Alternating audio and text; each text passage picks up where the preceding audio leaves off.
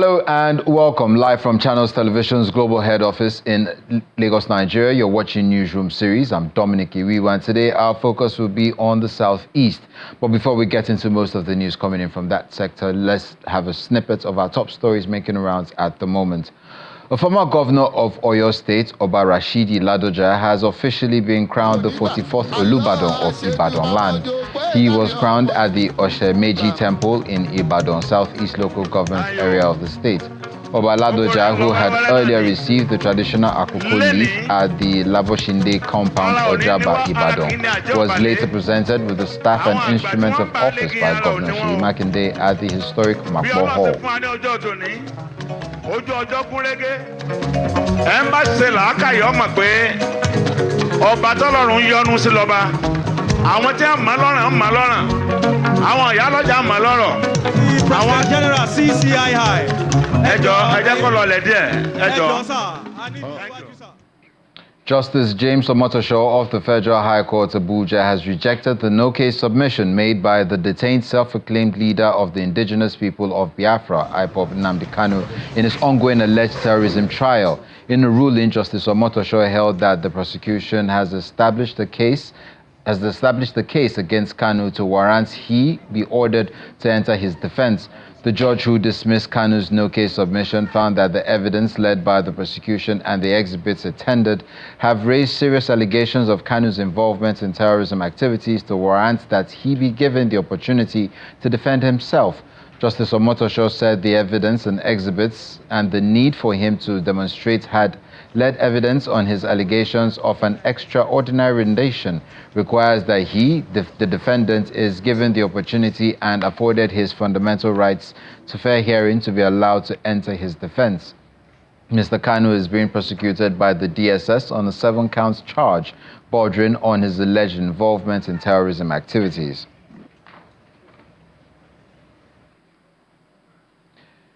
Vice President Kashim Shettima has met with the UN Secretary General Antonio Guterres at the UN headquarters in New York to discuss key issues, including Nigeria's quest for a permanent seat on the United Nations Security Council and other matters of mutual interest.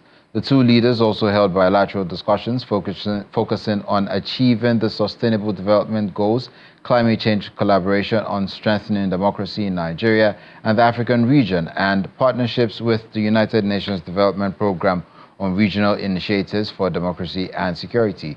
Speaking about the visit, the Minister of Foreign Affairs, Ambassador Yusuf Tuga, disclosed that the UN Secretary General commended the Vice President for emphasizing Nigeria's need for a permanent position on the UN Security Council.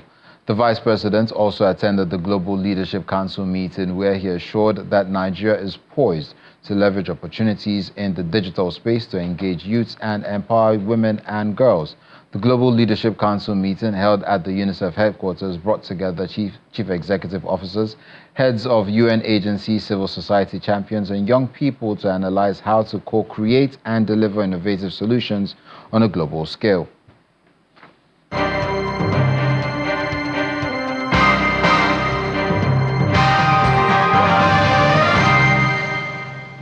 We start off in Ebonyi State, where the state government has flagged off the distribution of relief materials and the disbursement of funds to over 800 victims of the recent flood disaster in Afikpo local government area. Speaking at the event, the Deputy Governor, Mrs. Patricia Obila, assures the victims that the government is committed to helping them rebuild and restart their lives. After 2 months of waiting, hope returns for over 800 victims of the flood disaster in Afikpo local government area of Ebonyi State.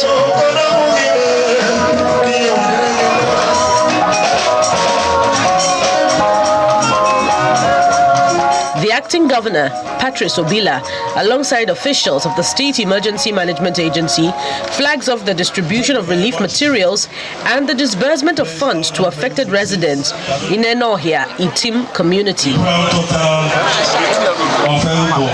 The devastating flood, which occurred between July and August 2025, claimed 8 lives and destroyed homes, farmlands and other properties in the community. The Ebonyi State Commissioner for Human Capital Development, Mrs. Anne Aligwe, says the state government has released 100 million naira to purchase relief materials and provide cash support to the victims. Each family that were affected by this flood and disaster will go home with nothing less than 250,000. The families that lost their people, we are giving them 1 million naira each with 4 bags of rice, 2 bags of garri, a fork and bucket. Then the families that were affected, that their houses were affected, will be receiving 500,000 naira each with 4 bags of rice, 2 bags of garri, foam and a bucket. Then the other people who were affected in different ways are going home with 250,000 naira each, 4 bags of rice, 2 bags of garri and foams with a bucket. The acting governor assures the people of government's commitment to rebuilding houses for those who lost their homes to the flood. Whatever we are going to do today, both the card and the items, everybody is smiling home with. We are not stopping at that. We are coming with a lot of things after this. Some of them we are going to build houses for them. We will do that. It's on board. And I know my governor very soon will start that. But for the meantime, as you have seen and witnessed and the people there, we are here to give them the palliative. The distribution is done in turns, with each victim receiving their items in person. We've been telling the community leaders to see this area has been predicted at so and so time flood will ravage such area. And with the experience some of the families have gathered, most of them are now complying to that effect. Victims describe the support as a sign of government's responsiveness. Community leaders also begin sensitization programs to help prevent future disasters. Abia State's Governor Dr. Alex Oti has reshuffled his cabinet and is swearing in 2 new commissioners alongside a special advisor at the government house in Umuahia. He warns the new appointees to uphold integrity and reminds them that his administration has zero tolerance for corruption, promising sanctions for anyone found guilty of misconduct. The governor explains that the Ministry of Lands and Housing has been split into 2 separate ministries to improve efficiency and strengthen service delivery. According to him, the new appointments reflect his strategy of injecting fresh ideas to expand the performance and impact of his government across all sectors. You have been found to possess the important leadership qualities that we seek in our team, and we are glad that you honor the call to serve your state at this pivotal moment in our history. Remember that the race is not to emerge as a superstar by winning all the individual laurels, but to work closely as a team to deliver to Nnamdi APC the quality of leadership they can take pride in. Our administration has zero tolerance for corruption and practices that take away from the public team. We shall not hesitate to do what has to be done whenever credible evidence of compromise and bad behavior is presented to us. You are all required to live above board as public officers with the understanding that this is a call to serve, not an invitation to a banquet. Speaking on behalf of the appointees, the new Commissioner for Trade and Commerce, Mrs. Salome Obioku, pledges their commitment to serve faithfully for the good of Abia State. We pledge, just as we read in the oath of office, we pledge our loyalty. We promise to discharge all the duties we are expected to do in our various ministries conscientiously to the glory of God and for the good of the entire Abia State. Governor Chukwuma Soludo of Anambra State is continuing his drive to develop every part of the state. This time he visits Oyi and Anambra East local government areas to inspect ongoing projects and assess progress on infrastructure and community development. During the inspection, Governor Soludo reveals that his administration remains committed to inclusive growth and ensuring that development reaches all parts of Anambra State. It is a lively day at the Oyi local government headquarters in Teje, where members of the All Progressives Grand Alliance APCA gather to celebrate Governor Chukwuma Soludo's achievements over the past 3 years. Excitement fills the air as the governor joins the crowd, dancing and chanting. Party members showed their support with a resounding endorsement of his bid for a second term.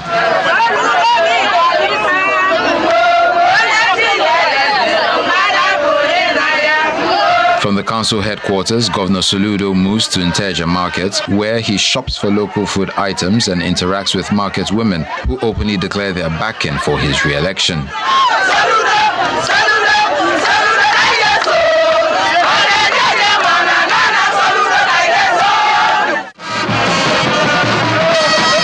The endorsement continues in Umweri, Anambra East, where traders welcome him warmly. At Umweri Square, residents shared the challenges with the governor. While expressing this deeply gratitude, we also humble appeal that Your Excellency kindly consider our earnest plea for the construction of the Ivite Umweri Link Road to the Chinachebe International Airport. Such a project will ease movement of the entire people of Anambra East, Anambra West, and IMLM local government areas, as the road is very strategic and will enhance the economic value of the airport to the entire state. The governor promises to address their requests. I want a government that is considerate. We run a government that is considerate, that carries everybody along and leaves no one behind. This airport is not located in Umweri, but no one to access it from Umweri. Now that Soludo is here, solution is likewise here. Are you bothered about the road leading to the airport? Do you want it done? Solution is here. That road, we will go and scope it, assess it, cost it, and begin construction. The governor's final stop is at Nwafo Orizu College of Education in Suwe, where road dualization and several other projects are underway. Now that we are here at the College of Education, solution has come. We have started, look at the gate.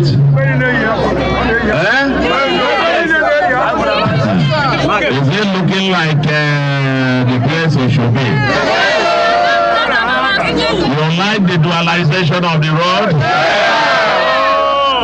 You like the road network? With elections months away, many residents believe Governor Soludo's record in infrastructure and community development will secure him another mandate in November's governorship election. You're watching Newsroom series live on Channels Television from our global headquarters in Lagos, Nigeria. Still ahead, Governor Hope Uzodinma and the Secretary to the Federal Government are flagging off the 2025 Christian pilgrimage in Imo State. That and more when we get back.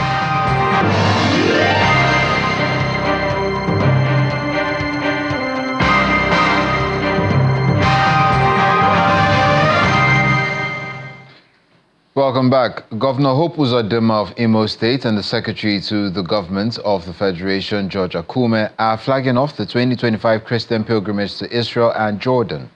The event takes place at the Sam Mbakwe International Cargo Airport in Owerri, where top officials, religious leaders, and intending pilgrims gather for the formal send-off. Speaking at the ceremony, Governor Uzodinma and the SGF urged the pilgrims to use the journey as an opportunity to pray for Nigeria's peace, progress, and unity. They also cautioned against absconding during the exercise, stressing the need to uphold the values of discipline, faith, and patriotism throughout the pilgrimage. This is the Sam Mbakwe International Airport in Owerri, the Imo State capital. A few months ago, this facility was used to airlift over 300 Muslim pilgrims to the Holy Land of Mecca for the 2025 Hajj.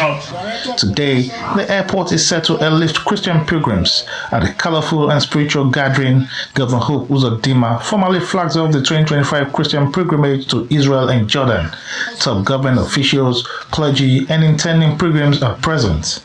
Nigerian Christian Pilgrims Commission. The Executive Secretary of the Nigerian Christian Pilgrims Commission, Bishop Stephen Adegbite, commends the governor for sponsoring Christian pilgrims from Imo State.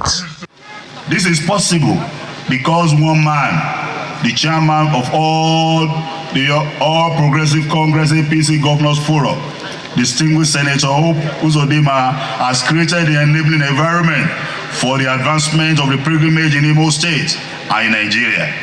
He upgraded the Sam Mbakwe International Cargo Airport, Owerri, which has made it possible for the Muslim pilgrims to be airlifted directly to Mecca, and today, the intended Christian pilgrims will be airlifted directly to the Holy Land from here. Governor Hope Uzodinma urges the intending pilgrims to use the opportunity to pray for peace, prosperity, and unity in Nigeria. He also warns against absconding during the exercise. I want to commend the Nigerian Christian Pilgrims Commission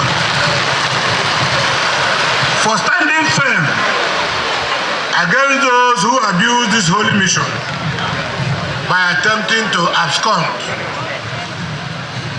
All of you going to Israel, we are sending you, we are sponsoring you to go and seek the face of Almighty God, to go and pray for our land and for yourselves.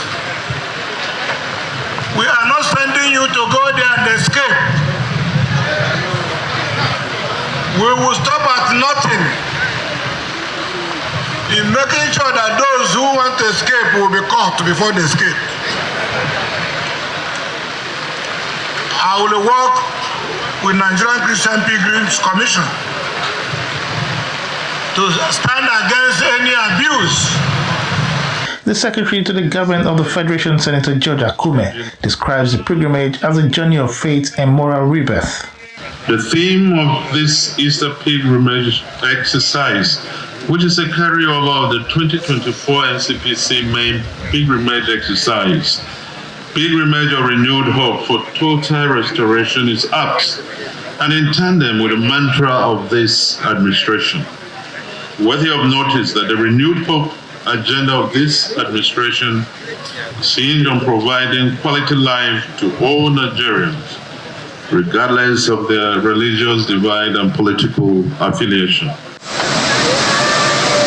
After the ceremony, the pilgrims board a flight en route to Israel. Participants are advised to uphold discipline and patriotism with hopes that the experience will strengthen their faith and renew their spirits. Eyi Tokpakute, Channels Television News. The Southeast Zonal Campus Seed Debate Series 2025 takes place in Umuahia, the Abia State capital, with the theme Unity in Diversity, defining Nigerian identity in a multicultural society. The debate, organized by the Southeast Directorate of the National Orientation Agency, NOA, brings together champions from tertiary institutions across the zone, including Nigeria British. Welcoming the participants, the Abia State Governor of Director of NOA, Comrade Victor Orji, says the debate promotes constructive dialogue on government policies and nation building. The Southeast Zonal Director of NOA, Mrs. Regina Iro, representing the Director General, praises the quality of judges drawn from the Nigerian universities and describes the event as a flagship platform for grooming young people intellectually, morally, and patriotically. It is my sincere pleasure and with humility that I stand here today on this auspicious occasion to welcome all the higher institutions in the Southeast Zone. The National Orientation Agency, NOA, under the able leadership of our vacant Director General, Madam Lande Isa Onedu, has put this program in place in furtherance with the mandate of NOA to foster civic responsibility, patriotism, and unified national identity. The aim of this debate is to encourage constructive dialogue on government policies and nation building, empowering the youth to contribute to nation building. This debate, therefore, will provide a valuable opportunity for the students to engage in this complex topical issue, develop their critical thinking skills, and which will make them become more informed and active participants in the social engineering of the nation. After a keen contest, the School of Nursing and Midwifery, Alex Ekweme Federal Teaching Hospital, Ebonyi State, emerges as the winner, while Shanshan University, Anambra, and the Federal University of Technology, Owerri, Imo State, come second and third. The winners will represent the Southeast at the national competition in Abuja in October. The National Campus Debate is not merely a competition. It is being strategically developed as Nigeria's flagship civic engagement platform for grooming young minds intellectually, morally, and patriotically. It is a national space for intellectual contest, civic dialogue, and youth expression, providing a space where the next generation of Nigerian leaders are called not only to speak, but to think, research, reflect, and take ownership of the values that will shape our future as a nation. With over 250 ethnic groups and 500 plus languages, Nigeria is the definition of a multicultural society. Like the rivers Niger and Benue, our tribes spring from different sources, but it's our destiny to meet, merge, and forge as one people. About 7 weeks to the Anambra State governorship election, the All Progressives Congress APC in the state has inaugurated 1,800 members of the Governorship Campaign Council to deliver the party's candidate, Mr. Nicholas Ukachukwu, and his deputy, Senator Uche Ekwunife, on the November 8 polls. While the team members vowed to prove themselves worthy of the task, the APC governorship flag bearer pledges to revolutionize Anambra with massive developmental projects.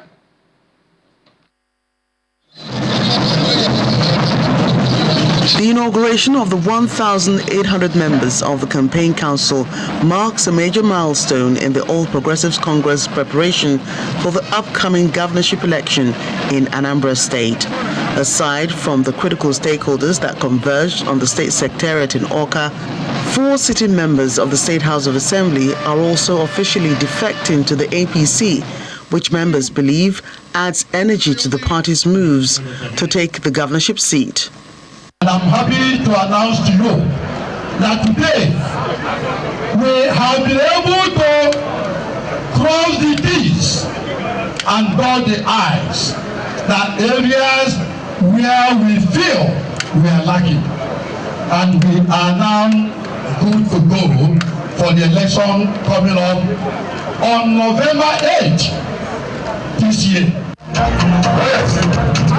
While the deputy governorship candidate, Senator Uche Ekwunife, calls for concerted efforts towards achieving victory, the governorship candidate pledges to create a secured Anambra, revolutionize agriculture, and provide jobs and basic infrastructure for all.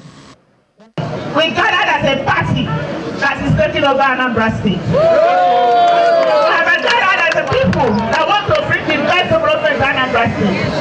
We have gathered because we have the best intentions to move Anambra State forward. We want to see a secure Anambra State. We don't want to see industrialized Anambra State. We want to see Anambra State where people can get work.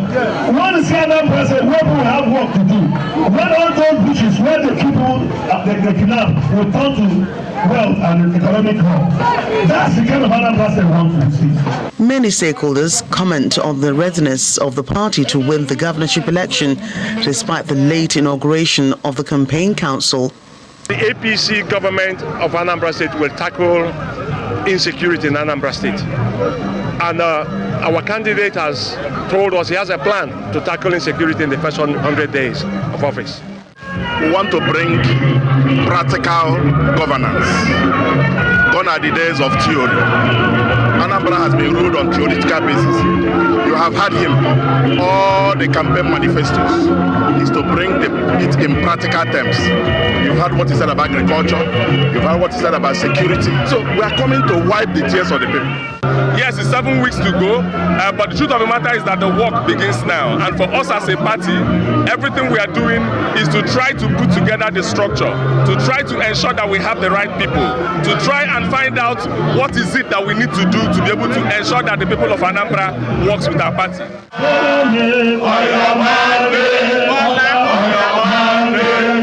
The party's Southeast Deputy National Chairman inaugurates the 1,800 members of the Campaign Council, with Dozie Ikedife as the chairman, urged them to work hard and ensure victory at the polls.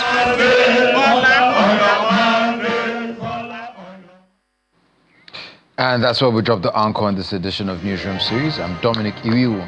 Enjoy the rest of your day.